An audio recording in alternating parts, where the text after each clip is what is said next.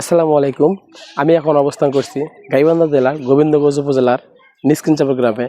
আমি যেখানে দাঁড়িয়ে আছি সেখানে আপনারা দেখতে পাচ্ছেন যে এখানে আমি দাঁড়িয়ে আছি যে পানির নিচে ধান খেতে। যে আমার পেছে আপনারা দেখতে পাচ্ছেন যে কৃষকেরা ধান কাটছে, বড় ধান। সে বড় ধান কাটার শুরু হয়েছে দেশে।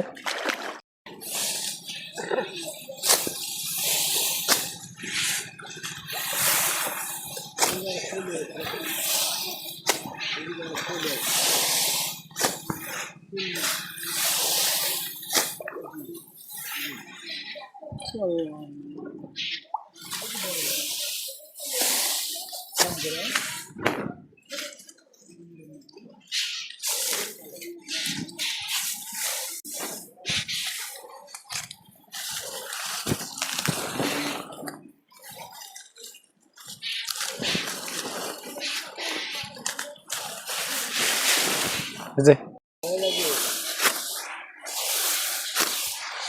আসসালামু আলাইকুম। ওয়ালাইকুম সালাম। বড় ধান কাটা শুরু হয়েছে। এখানে কত করে ধান কাটতেছেন কি?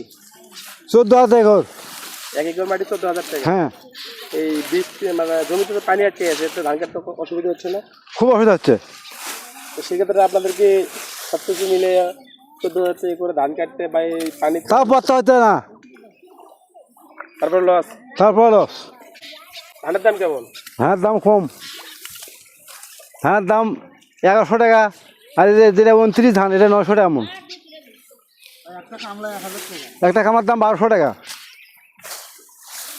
গাছ থেকে লস। সেক্ষেত্রে সরকারের উদ্দেশ্যে কিছু বলতে চান নাকি?